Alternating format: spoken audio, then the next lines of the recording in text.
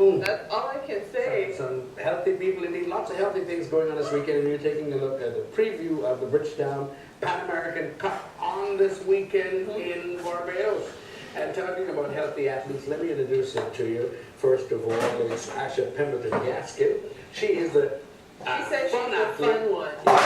And there is Jason Wilson, who's 21st in the World Triathlon Series. Standing feet. And then Matthew Wright, a familiar name, familiar face. He's been around in Barbados for a long time. That's Denison. Talk to us about this Bridgetown Pan American Cup. Just looking at that footage just now, it looks like a real growing experience. You know, Jason, give us the backdrop. I've been doing it for, I don't know, probably 10 years now. I spent the last 3 months in Australia over there racing the Oceania leg of the World Series. And it is a tough event, and that's why we have to put in so many hours and stuff to train for it. But, you know, it's fun and it works out. 21st in the World Triathlon Series, that's an accomplishment. Yeah, actually last weekend I had an event in the Gold Coast, and it actually qualified me a temporary spot for the Olympics in 2016 in Rio. Wow. So once I'm on track now, so once I keep up with the events, yeah, I should be there in 2016. What's the hardest thing about the triathlon? I think training for it. I think the race.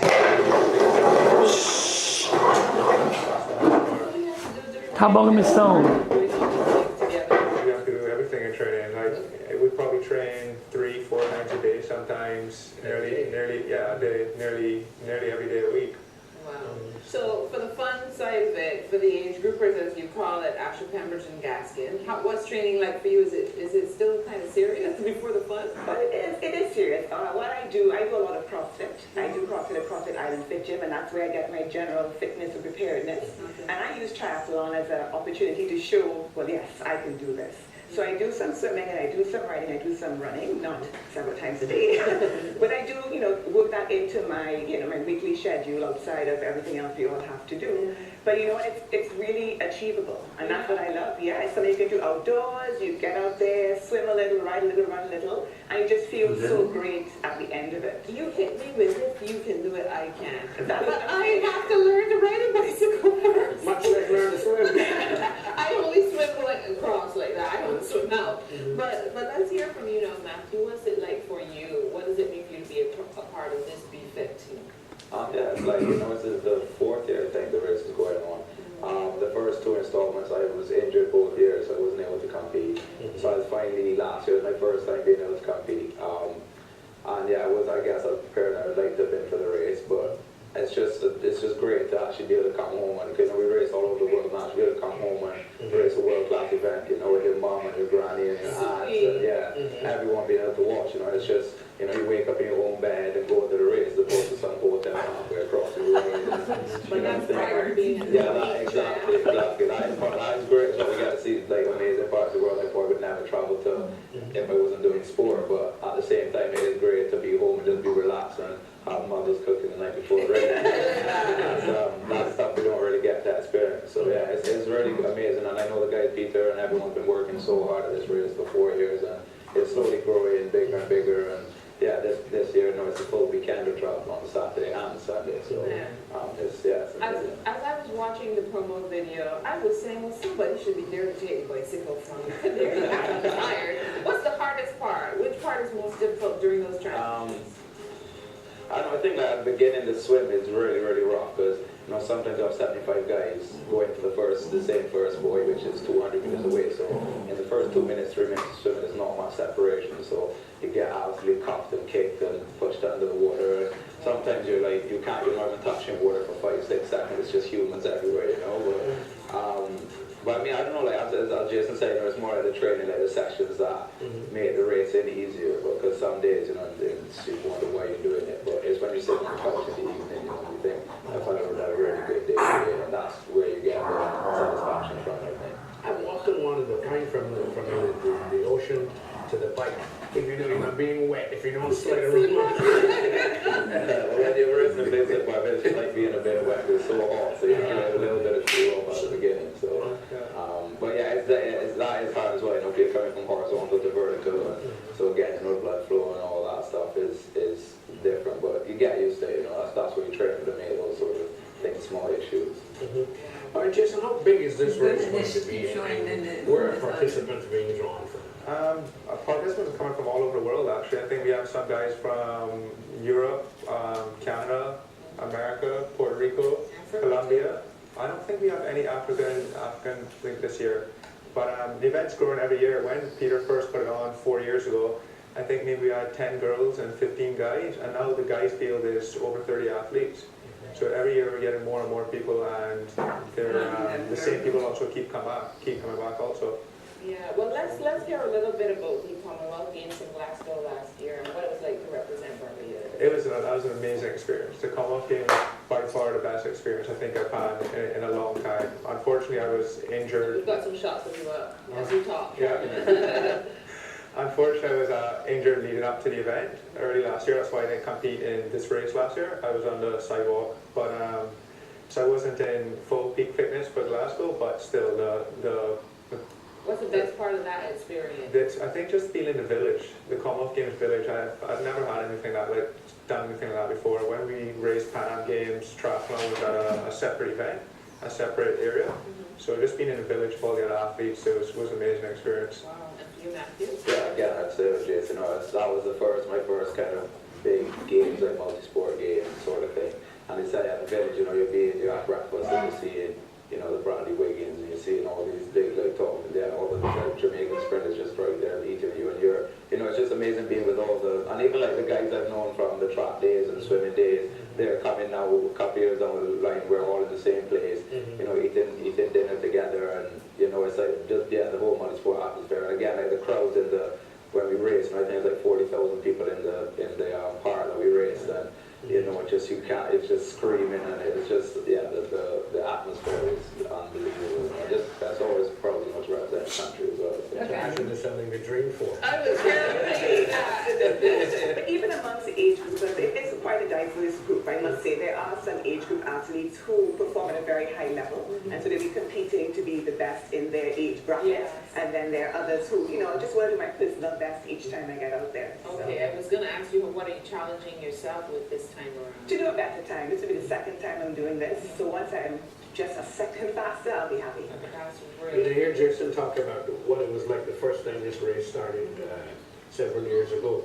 Are more and more women getting involved in the sport? Absolutely. On the local scene, I must say there are quite a few women who I know quite personally and train with, and we get together on mornings prior to the school drop-off, etc., and take it around or get in the swim.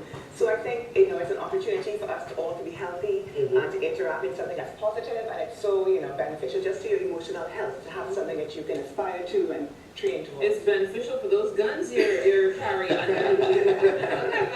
Oh my goodness, very good though, very good. So this, I understand, we're the only English-speaking part of the Caribbean having games like this at this level? Yeah, I think we're the only Caribbean island that has an event at this level, actually. Yeah. What does that mean for us, or what should it mean in your view? I think it's great, like Matthew said, coming home and being able to race an event like this on home soil. Like this event will have world ranking points, and there's a lot of positive things you can get from this event. And I think Peter's goal in the future is to move it up to World Cup level, which will be even higher event and attract more athletes and from more places all over the world. Okay. So. Well, maybe you guys can tell us about the rules. No When you're transport for them. when you're doing this triathlon, what are the things you If you can't go do? to World Cup level. There's actually a lot of rules in triathlon now. They came up with a bunch of new rules this year. Like there's littering zones. You can only throw your gels and wrappers that you've taken for energy on bike in certain areas on a bike course.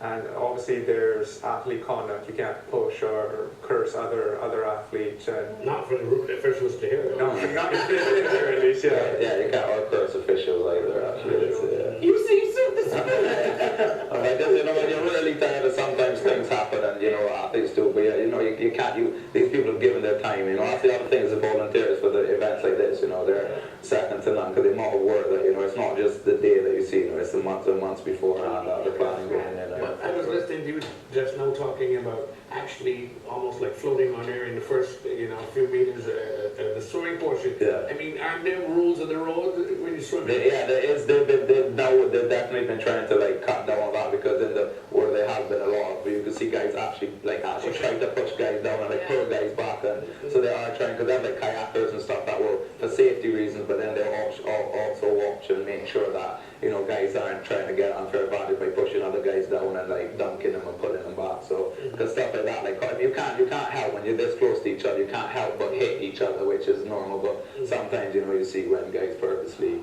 kind of do it, which is, yeah. You lose points or you get disqualified? What happens? You get disqualified, I think, now for bad conduct in a swim. You get disqualified. So what about drafting? What's that? Good or bad? Drafting is good. Yeah. Drafting, you can save a lot of energy drafting, and it makes the race more interesting. I think it makes the swim portion of the race more important, and it makes the bike more like a road race. And drafting, it's when you get close behind the cyclist in front of you, so they block the wind for you. Slipstream, yeah. So they say you can save up to 30% of energy when you ride behind a rider in front of you. So it's like, so one guy would do the work of the group, and then another guy would do, so like you work together kind of to try to make the race faster. So the poor fella in front who's blocking it for you. Yeah, and he'll then do it, but then you do like between 10 seconds and 30 seconds in front, and then you, so you can take turns. yeah. I mean, sometimes guys like to be cheeky and just sit at the back and do it. Yeah, I'm just gonna ask you what And but then they'll get an airful from the back usually, you know. So, but yeah, that's kind So, of which is the most exciting component of the three? I don't know, I think coming down to the run, I think is the most exciting. If everything comes together to the bike and everyone's together in a run coming into the finish, I think that's pretty exciting. Okay. I was going to ask Matthew later. He's a runner. Yeah. Does that give you an advantage if you're up in the pack? yeah, to a certain extent, but at the same time, you know, like running race, you know, you're doing it completely fresh, but when it's a triathlon, like on Sunday, we'd be coming off of 45 minutes of really hard work, and then you then have to run a 5 kilometer race, so it's a lot more of a strength aspect in triathlon, a lot more like a road. Is it by furlong? A flat 5K race, which lasts 15 minutes or Is it by so furlong? it is, but again, yeah, because that's where the decided on the run, you know, the guy that runs the line after the run wins, while the guy that wins is swift.